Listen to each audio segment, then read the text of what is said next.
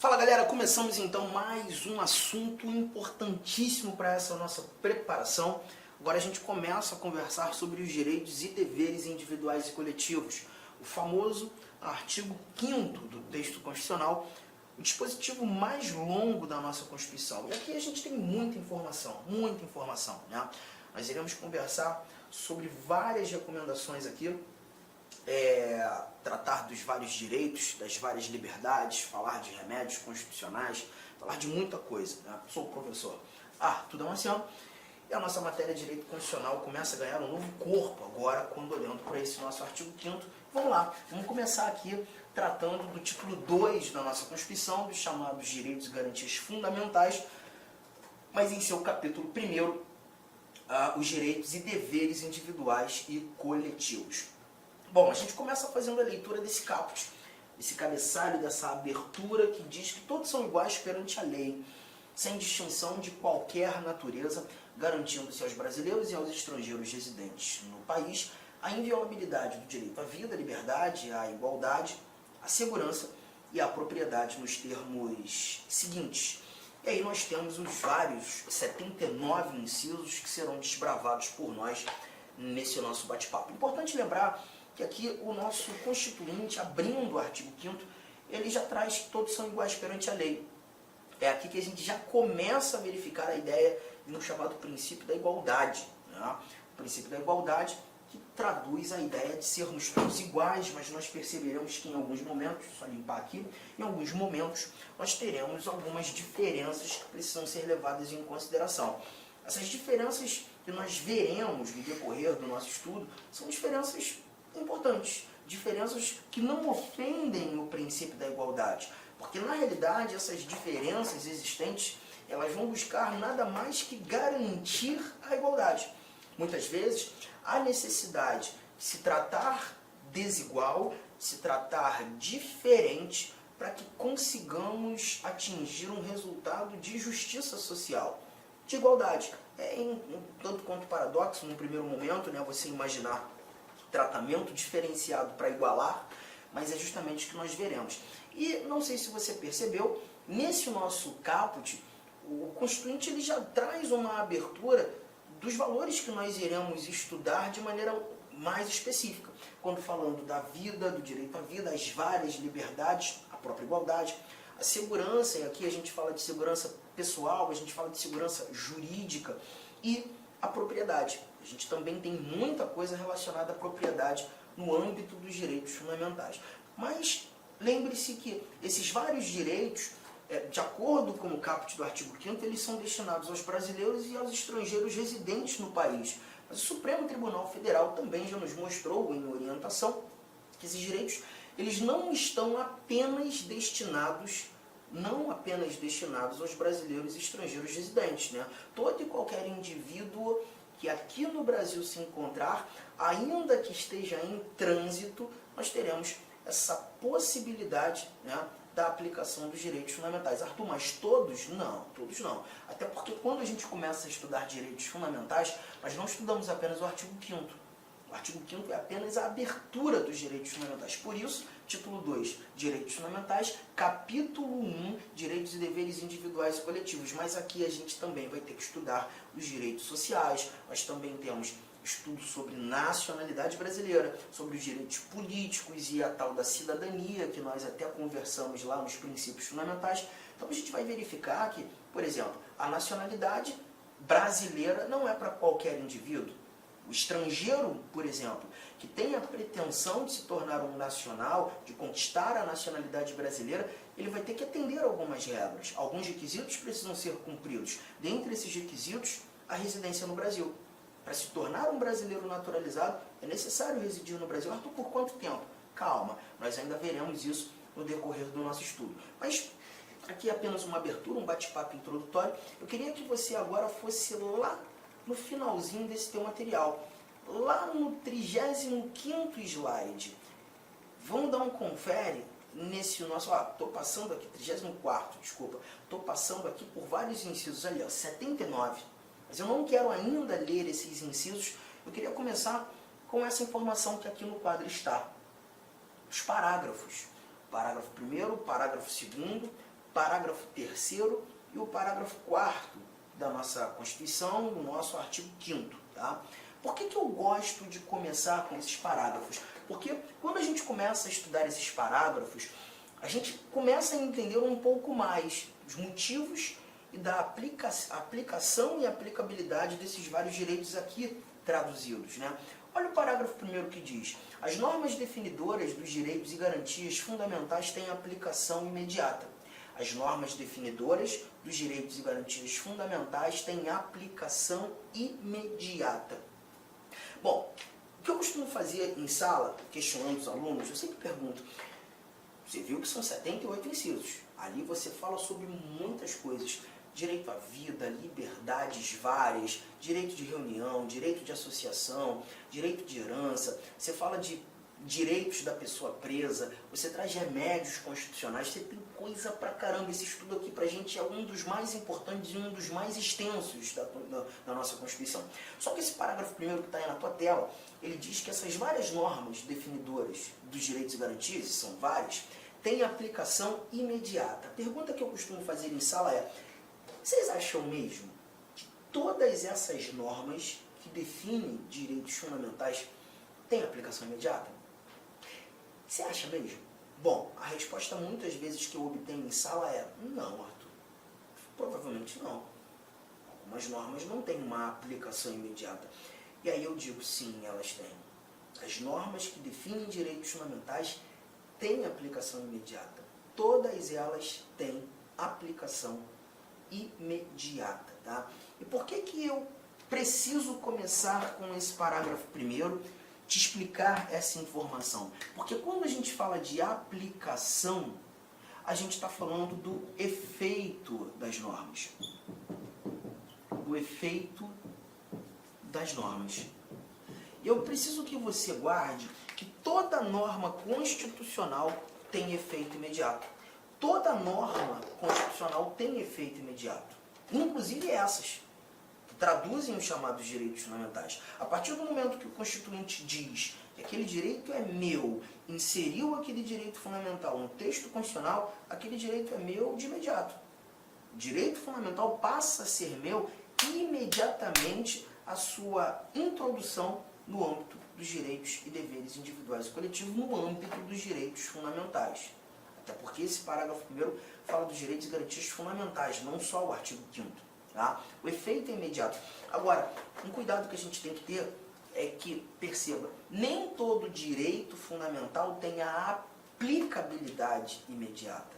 Nem todo direito fundamental tem a aplicabilidade imediata. Então, cuidado com isso. Aplicação,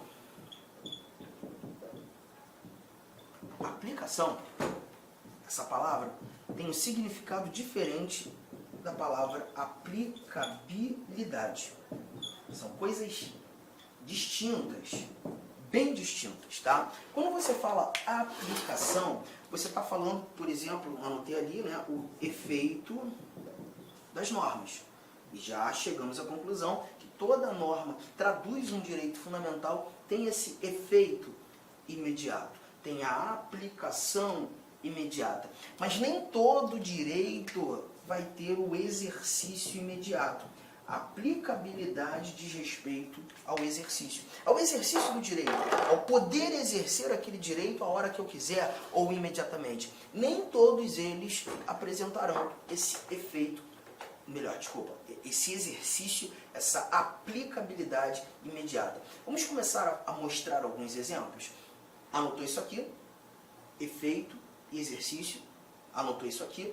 E agora a gente começa a trazer alguns exemplos. Eu vou te mostrar um exemplo aqui muito bom, um exemplo que eu gosto muito, que é o que a gente encontra aqui no nosso inciso de número 40. Inciso 40. Deixa eu apagar aqui para que o seu exame seja nítido. Olha o que temos nesse nosso inciso 40.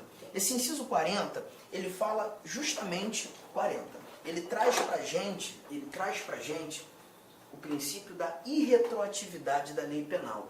Princípio da irretroatividade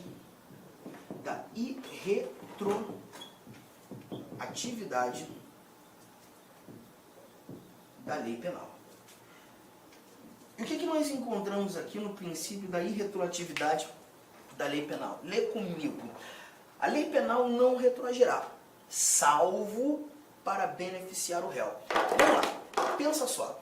Quando a gente fala desse princípio da irretroatividade da lei penal, a lógica é, vamos imaginar que há mais ou menos uns 3, 4 meses atrás, eu tenha praticado uma conduta muito reprovável pela sociedade, uma conduta absolutamente imoral, muito imoral. Todavia, no momento em que pratiquei essa conduta não era considerada crime. Nós não tínhamos essa conduta como um ato criminoso, como um tipo penal. E eu pratiquei. Tá? Alguns 2 meses depois da prática desse crime, eu, Arthur, acabo verificando uma alteração da lei penal. O legislador passou a entender aquela conduta praticada por mim como criminosa. A pergunta que fica é, se eu pratiquei essa conduta em momento anterior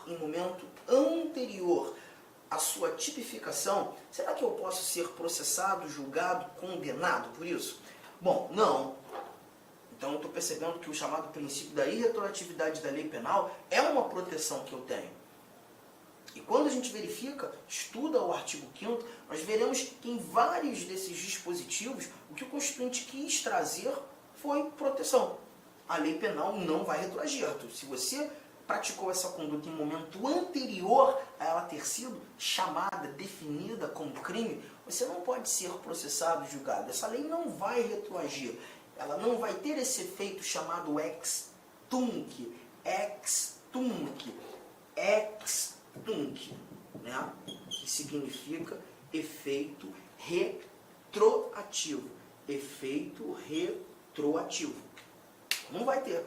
Salvo se essa alteração da lei penal for para te beneficiar. Se for para benefício, beleza, aí retroage. Não sendo, ela não pode. Então perceba, gente, esse inciso 40 ele me protege. É uma norma que define um direito fundamental. A pergunta que te faço é, eu dependo de alguma lei abaixo da Constituição, algum ato normativo que complemente a Constituição para ter essa proteção, ou a própria norma constitucional ela já foi suficiente em me proteger? A leitura já garantiu efetivamente a proteção. Você está chegando à conclusão que essa leitura já me protege. Então já estou chegando mais uma conclusão. A norma ela é suficiente. A norma ela é integral. A norma ela é completa. A proteção que essa norma quis me dar, ela conseguiu. Ela não depende de mais nada. A norma tem uma eficácia direta. A norma tem uma eficácia imediata. A norma é de exercício imediato. A proteção ela é imediata. Então, concluindo aqueles dados que a gente viu agora há pouco, essa norma tem aplicação imediata. Aplicação. Porque quando a gente fala de aplicação, a gente está tratando daquela norma que tem um efeito imediato. Toda norma tem efeito imediato. Agora, será que, além do efeito imediato, eu consigo praticar, vivenciar, gozar dessa proteção imediatamente? Consigo. Então aqui você está verificando que essa norma ela tem uma eficácia plena, porque ela é completa. E não houve aqui na anotação a possibilidade de uma restrição. Arthur, a lei penal não retroagirá, salvo para beneficiar o réu. No entanto, se você fizer isso aqui, ela pode retroagir para te prejudicar. Não tem essa exceção. Não existe essa possibilidade escrita, prevista, de se diminuir a minha proteção. A proteção está lá. A norma não retroage em prejuízo. Tamo junto, tranquilo. Então a gente está percebendo essa norma como uma norma de eficácia plena. Só que peraí, eu tenho que colocar alguns detalhes aqui na sua anotação. Deixa eu trazer pela primeira vez a tela branca, porque esse papo aqui é um papo muito importante a título de prova. Nesse momento, a gente vai começar a analisar a classificação